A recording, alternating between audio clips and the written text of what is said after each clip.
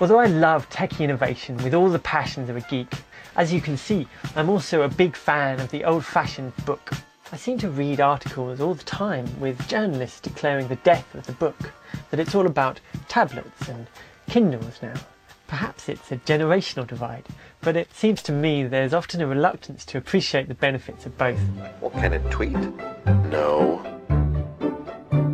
Can it text? Can it Wi-Fi? Does it need a password?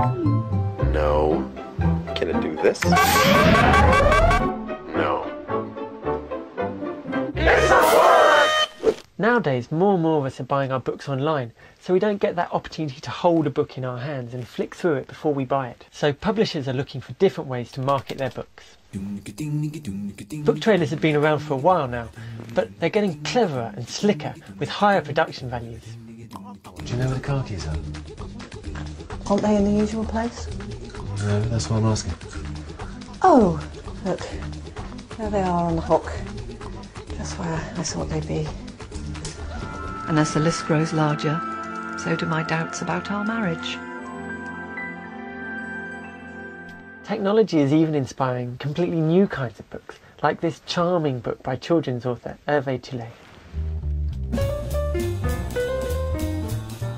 It plays on kids' familiarity with touchscreen technology, but in the format of an old-fashioned book.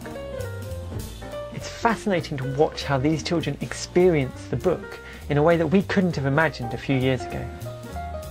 But now, of course, touchscreen technology is such a natural part of our daily lives that children are growing up in a world where they interact with it in a completely intuitive way. Of course, books have been used to preserve oral history for centuries, right back to Homer and Herodotus. And in some ways, new technologies like Twitter are just new ways of telling stories and passing on information. But what's wonderful to see is that the tradition of gathering all of those stories into a collective whole is still going on, in the astonishing shape of this fantastic little book. Called Tweets from Tahrir, it tells the story of the Egyptian revolution through the 140-character tweets of the activists. Edited by two young activists, one of whom was in the square when Mubarak fell, the book is subtitled Egypt's Revolution as it Unfolded, in the words of the people who made it.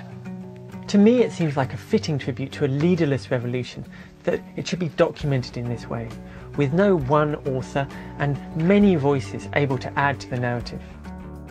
As with any creative form, writers and publishers are finding new ways to use technology to their advantage, making amazingly creative work in the process.